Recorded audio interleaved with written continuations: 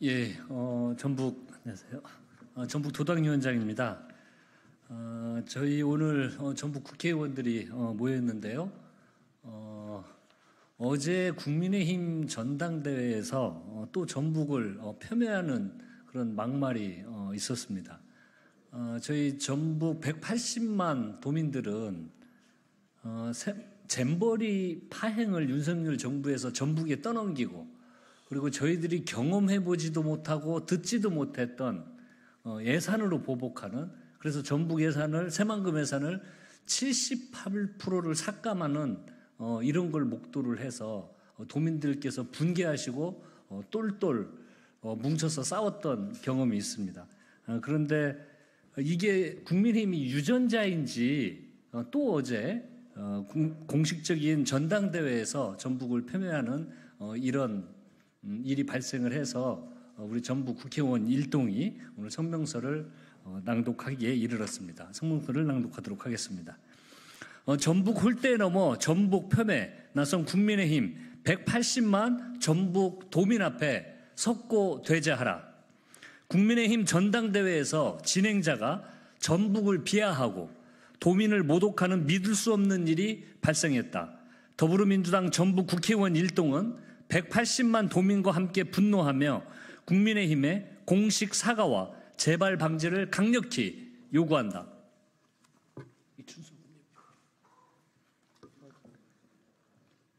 예, 어제 국민의힘 전당대회 진행자는 각 시도를 호명하는 도중에 전북을 빠뜨린 것도 모자라서 지금까지 박수치지 않은 분들이 꽤 계신다. 이분들은 정체를 밝힐 수 없는 간첩이라는 시대착오적인 발언을 내뱉었다. 이후 다른 진행자는 전북을 따로 해야 하냐라며 막말을 쏟아냈다. 전국 각지의 당원들이 모인 자리에서, 그것도 1호 당원, 윤석열 대통령까지 참석한 집권 여당 정당대회에서 전북 혐오 발언이 나왔다는 것에 경악을 금치 못한다. 이로써 윤석열 정권 내에 전북 차별과 홀대 분위기가 만연해 있다는 것이 다시 한번 증명됐다.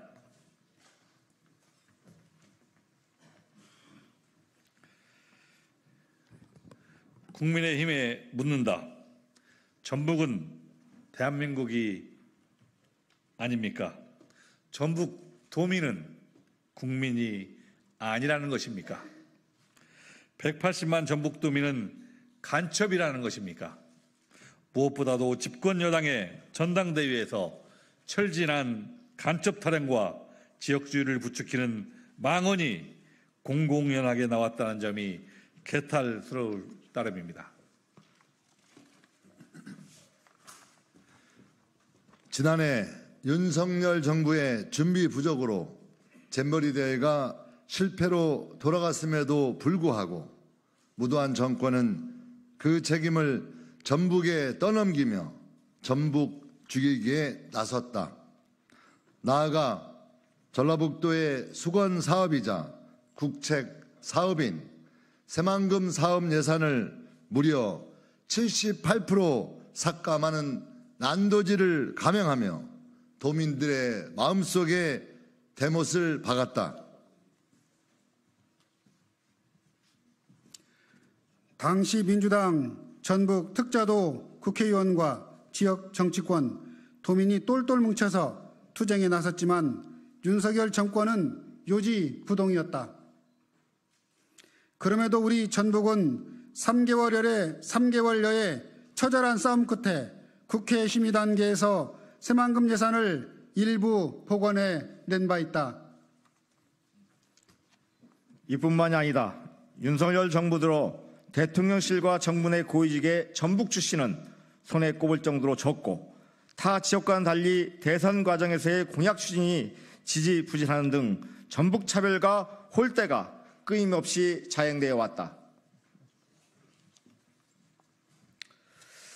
새만금 예산 투쟁 이후 전북 도민은 다시는 이런 차별이 되풀이되지 않기를 기대했다.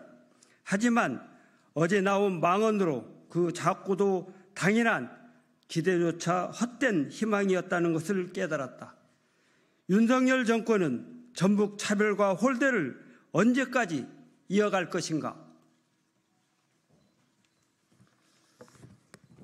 윤석열 대통령이 민생 토론회에서 전북을 신서해안 시대를 여는 경제 전진기지로 만들겠다고 선언한 지 불과 채 일주일도 지나지 않았다. 그러나 전북은 간첩이라는 천박한 인식 아래서 대통령이 약속한 과제들이 제대로 실천될 수 있을지 의심하지 않을 수 없다.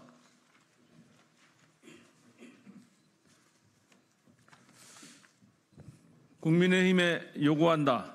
전당대회에서 나온 망언에 대해 180만 전북도민 앞에 섰고 대제하라. 한동훈 신임 당대표의 미래로 가자는 취임 일성이 헛된 말이 아니라면 전북도민의 진심 어린 사과를 전하고 재발 방지 대책을 마련해야 할 것이다.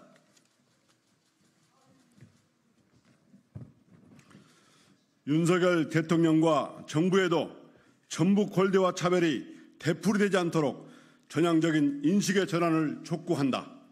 특히 다음 달 국회에 제출될 내년도 정부 예산에서 전북 죽이기, 전북 홀대가 또다시 반복되는지 지켜볼 것이다.